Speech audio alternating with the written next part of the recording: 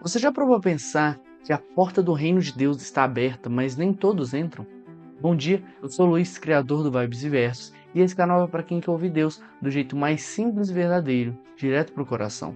Eu te convido a ficar comigo até o final, porque essa palavra pode transformar o seu dia. Se essa mensagem falar com você, eu só peço que você curta, comenta e manda para alguém. É assim que a gente espalha os nossos vídeos para mais pessoas. Em nome do Pai, do Filho, do Espírito Santo. Amém. E a gente vai começar a primeira leitura em Isaías 66, versículo 18 a 21. O salmo vai ser capítulo 116 ou 117. A segunda leitura vai ser Hebreus, capítulo 12, versículo 5 a 7, 11 a 13. E o evangelho vai ser Lucas 13, do versículo 22 a 30. O evangelho de hoje fala da porta estreita. Muitos são chamados, mas poucos entram. E Jesus nos mostra que essa porta não é sobre medo, e sim sobre decisão e vida plena. Fica comigo até o fim, porque a gente vai rezar juntos pedindo força para atravessar essa porta com coragem. Agora, a gente pode passar para a primeira leitura. Agora em Isaías, capítulo 66, do versículo 18 a 21. Eu virei reunir todas as nações e línguas. Elas virão e verão a minha glória. Isaías encerra seu livro com uma promessa surpreendente. A glória de Deus não será restrita a Israel, mas oferecida a todos os povos. Esse anúncio foi revolucionário para a época, porque quebrava a visão exclusivista do culto no Templo de Jerusalém. Aqui, Deus revela que seu plano é universal, reunir homens e mulheres de todos os lugares para participar da sua presença. O sinal colocado entre o povo é o sinal que aponta para Cristo crucificado e ressuscitado. Nele, todos podem ver a sua glória. E a gente tem uma conexão bíblica. Em João 12, 32, quando eu for elevado da terra, atrairei todos a mim. E qual é a aplicação disso? Cruz não é só um símbolo de sofrimento, mas de encontro. É diante dela que todos os povos descobrem quem Deus realmente é. E a gente fala também um pouco sobre mensageiros que foram enviados nas nações. Isaías fala de embaixadores que irão até o lugar mais distante para anunciar a glória do Senhor. Para isso ecoa o mandato missionário de Jesus. Ide e fazei discípulos entre todas as nações. Está escrito em Mateus 28, 19. A aplicação disso é que Deus não só reúne, Ele envia. Todo batizado é missionário, chamado a levar a palavra para o além dos seus limites. E hoje, quais são os territórios distantes que eu posso alcançar, que você pode alcançar? Talvez dentro da minha própria família, trabalho, amizades, escola. Estrangeiros como os sacerdotes e levitas, essa é uma das partes é a parte mais radical do versículo. Até os estrangeiros servirão no culto, algo impensável para a lei antiga, e está em Números 3:10. Que já se anuncia a igreja, onde não há distinção entre judeu e grego, mas todos são um em Cristo. Gálatas 3:28. Então, Deus não se limita aos nossos rótulos. Muitas vezes, Ele escolhe pessoas improváveis para realizar grandes missões. E eu tenho uma pergunta para você. Será que a gente aceita que Deus pode agir por meio de pessoas diferentes de nós? Ou ainda acho que só quem já está dentro pode servir? A imagem da grande procissão a Jerusalém. Homens e mulheres de todas as partes são trazidos como oferta ao Senhor. E a visão de Apocalipse 7:9. Uma multidão de todas as nações diante do trono. Isso reforça cada vez mais do que eu estou falando. No fim das contas, nossa fé é peregrinação. Estamos a caminho de Jerusalém Celeste, onde todos serão reunidos na presença de Deus. Eu caminho com essa esperança de eternidade. Ou será que você que está assistindo vive como se tudo terminasse aqui, agora? Isaías nos mostra um Deus sem fronteiras, que reúne todos os povos, envia mensageiros, derruba barreiras e prepara uma grande procissão rumo à eternidade. Esse texto é um chamado para nos reconhecermos como instrumentos da missão universal. Deus não chama só os preparados, Ele prepara os que chama. Agora, a gente pode passar para o Salmo de hoje. Agora no Salmo 116 ou 117, louvai o Senhor todos os povos, aclamai-o todas as nações. O menor salmo da Bíblia, que são apenas 2 versículos, traz uma mensagem imensa. O louvor a Deus é universal. Não há fronteiras de língua, raça ou religião. O salmista proclama que todos os povos são chamados a reconhecer a misericórdia e a fidelidade do Senhor. Esse salmo nos convida a um louvor, a um convite universal ao louvor. O salmista não fala somente a Israel, mas a todas as nações. Isso é um salmo missionário. Deus deve ser conhecido e amado em todo lugar. E a gente tem uma conexão bíblica com isso. Em Marcos 16,15, ide por todo o mundo e proclamai o evangelho a toda criatura. Meu louvor pessoal não é isolado, ele se junta ao louvor da igreja no mundo inteiro. Será que eu percebo que a minha oração está unida a milhões de vozes que também exaltam o Senhor hoje? E qual que é o motivo do louvor? Para mim, é amor e fidelidade. Seu amor é comprovado e sua fidelidade é eterna. O fundamento do louvor não é emoção, mas certeza da bondade constante de Deus. A gente tem outra conexão bíblica. Em Romanos 8, 38 a 39, nada pode nos separar do amor de Deus. Mesmo nos dias difíceis, eu posso louvar porque eu sei que a fidelidade de Deus não muda. Será que meu louvor depende de sentir alegria? Ou eu consigo louvar a Deus mesmo na prova, mesmo na minha dificuldade?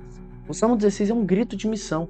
Todos os povos são convidados a louvar, porque Deus é amor e fidelidade. Louvar é reconhecer que Ele é o Senhor da história e que ninguém está fora do seu alcance. Seu louvor não tem fronteiras. É a resposta ao amor fiel de Deus que nunca acaba. Agora, a gente pode passar na segunda leitura. Agora em Hebreus, capítulo 12, versículos 5 a 7, 11 a 13, o Senhor corrige a quem ama e castiga todo filho que reconhece. A carta aos Hebreus foi escrita para cristãos desanimados que, diante das perseguições, estão diante de perseguições e dificuldades. O autor lembra que o sofrimento não deve ser visto como rejeição, mas como disciplina de um pai amoroso. Assim como o treino duro fortalece o atleta, a correção de Deus fortalece a nossa fé. E a correção, ela é como se fosse um sinal de amor. Deus corrige não para humilhar a gente, mas para poder educar. A disciplina é a marca de amor dele. Ele age como pai que forma nós para crescer. Em Provérbios 3, versículo 11 a 12, o Senhor repreende a quem ama como um pai ao filho querido. As provações que nós enfrentamos podem ser sinais de que Deus nos trata como filhos legítimos. Agora eu tenho uma pergunta para você. Quando você enfrenta dificuldades, será que você consegue enxergar nelas um cuidado formativo de Deus e não um castigo? No final da leitura, nos mostra que a gente gera frutos, porque depois da correção nós reconhecemos a verdadeira paz. O texto reconhece, no momento, nenhuma correção é agradável, mas dolorosa. Porém, quem aceita colhe fruto de justiça, maturidade e paz. E a gente tem outra conexão bíblica com isso. Em Tiago 1, versículo 2 a 4, considerai motivo de alegria passardes por provações, pois a fé provada produz perseverança. A minha reação ao sofrimento pode me afastar de Deus ou me amadurecer nele. Será que eu permito que as minhas lutas me façam crescer espiritualmente ou eu deixo que elas me endureçam? E então, logo depois de a gente ter essa paz, a gente anima e persevera. Firmem as mãos cansadas e os joelhos vacilantes. É um chamado à esperança, não desistir, mas levantar e seguir firme. E mais uma vez, em Isaías 35, versículo 3 a 4, fortalecei as mãos fracas, firmai os joelhos vacilantes, vivei aos corações perturbados, sede fortes, não temais. Quando eu estou cansado, eu posso renovar minhas forças com Deus, que nunca vai me abandonar. E então, qual que é a área da minha vida que hoje precisa desse ânimo novo que vem de Deus? A correção de Deus é expressão de amor, não de rejeição. Ela gera fruto de paz e de justiça em quem a acolhe.